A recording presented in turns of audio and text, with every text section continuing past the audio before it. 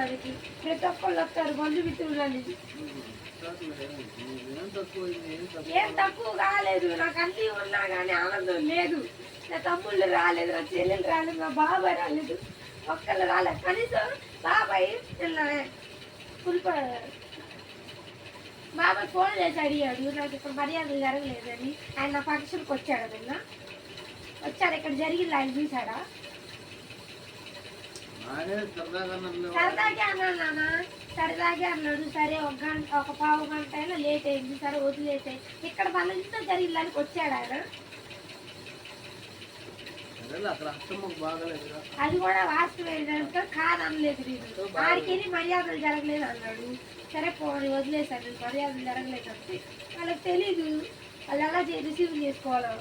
మనకు తెలుసు, మనం ఆలోచించాము. మనం ఇక్కడ మనకి పని పాటలేక 250 కుర్చీలు తెచ్చావు, మళ్ళీ పని లేక తెచ్చుకుని అందరూ నిలబడ్డారని.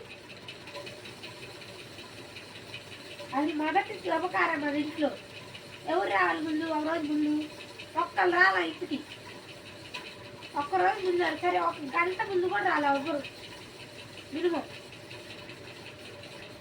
నీవేమో అందరికి పంచాయతీకి వెళ్తావు, నీ బిడ్డకి ఫంక్షన్ జరుగుతుంటే ఒక్కళ్ళు రాలేదు. నువ్వు అది ఆలోచించకుండా నా తమ్ముడు ఆ ఇబ్బందులో ఉన్నాడు, ఈ ఇబ్బందులో ఉన్నాడు అని చెప్పుకున్నాడు. బాబాయ్ నాకు ఫోన్ చేసి చెప్పాడా? మరి రాలా, కనీసం వీడియో కాల్ చేశాను చూడాలిగా, నా ఫోటోలు అడగాలిగా అంటే నేను అంత బయట దాన్నా? చెప్పు ఆ మాట చెప్పు. మరి బయట దాన్నా ఇంట్లో దాన్నా? ఎవరు శుభకార్యం ఇది? నేను వాళ్ళ కూతురే కదా.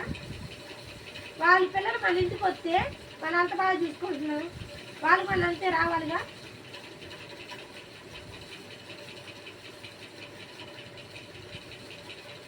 వాళ్ళ పిల్లలు మన ఇంటికి వస్తే పూలే పెట్టుకొని చూస్తున్నాం. పోనీ మేమంటే వెళ్ళలేము, వాళ్ళు కనీసం మాట్లాడాలి కదా. ఫంక్షన్ అయిపోయిన సాయంత్రం అన్న ఫోన్ చేసి మరి రాలేకపోయానమ్మా, ఈ పెళ్ళి కొట్టాలి నేను అడగాలిగా. చూస్తూనే అన్నాడుగా ఫస్ట్ నుంచి బాబాయ్, నా పెళ్లి చూపుల నుంచి చూస్తూనే అన్నాడు. నాకు ఆరోగ్యం బాగోపోయినా కానీ బాబాయ్ ఒక కాగితాల పూలు రాదు. కనీసం ఎట్లుందమ్మా అని అమ్మ అడిగితే అప్పుడు అడిగాడు. కానీ నా బాగోపోయినా కానీ నేను అప్పుడు కూడా ఆలోచించా. నాకు అంతమంది ఉన్నా కానీ నేను ఒక్కదాన్ని వంటలు కొన్నాను అనిపించింది. హాస్పిటల్ బెడ్ మీద పడుకుంటే ఎంత ఏడుపు వచ్చింది నాకైతే. ఆ నైట్ తనకు కనపడింది. అంతమంది ఉన్నా చావు బతుకుంటున్నా కానీ అబ్బా నేను ఎంత బాధపడ్డావు. ఒక్క బాబాయ్ కానీ ఒక్క అత్త కానీ ఎవ్వరు రాలేదు. కనీసం గురే బాబాయ్ అయితే కనీసం చూడగొట్టున్నా. నాకెళ్ళి చెప్పినా చెప్పకపోయినా తర్వాత అమ్మ ఎందుకు చెప్పలే? అమ్మ చెప్పింది అయితే నారాజు బాబాయ్ ఇంట్లోనే ఉన్నాడు.